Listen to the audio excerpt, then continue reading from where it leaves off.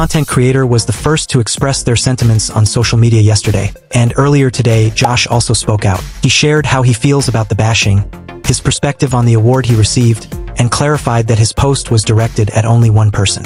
Let's hear from Josh on his TikTok live earlier. Fake posts, edits about me. Medyo di nakakatawa. Ano yung magtatagal? Hindi rin dapat ako nag-explain. Dapat para kay Ato lang yun eh. Medyo di kasi nakakatawa. Siyempre yung ano mo siya eh. Kumaga ako nga, di ko naman ni-nominate yung sarili ko, sabi ko. Tingin ko rin naman, di ko naman deserve yun. Kumaga, ako mismo nagulat. 70% is still the juries.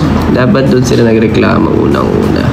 Goods lang sa akin yun. At nirespeto ko yung opinion ng mga ibang tao. Opinion nila yan eh. Pero gusto ko lang din syempre i-clear out, diba? Na hindi yun para sa inyo. Para yun sa mga nag-gatekeep nung craft art yan eh. Form of art. Tsaka hindi ko rin alam bakit ako na-nominate doon. Hindi ko naman yun. Sa totoo lang, dapat nga hindi ako makakapunta ng wish. Mali pa rin kahit kanino mangyari yun. Hindi mo dapat ginagawang katatawanan yun. Hindi mo ginagawang rage bait content yung gano'n. Eh, may pagkapatuwala rin ako. Gusto mo na rage bait, bibigatan ng tuloy na rage bait. Nag-sorry na naman siya. Ako, to be honest, ako, goods na sa akin yun. Hindi naman ako masama eh. Naiintindihan ako naman yung mga gano'n nagkakamali din. Gusto ko lang, minsan kasi na may misinterpret kapag ano-ano pa eh. Social media pa na itatype mo pa tas out of context eh.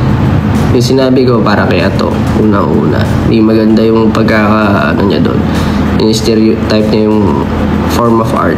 Idol ko lahat yun at respeto ko lahat ng nasa community, kahit nga sila sang-ayon, di ba?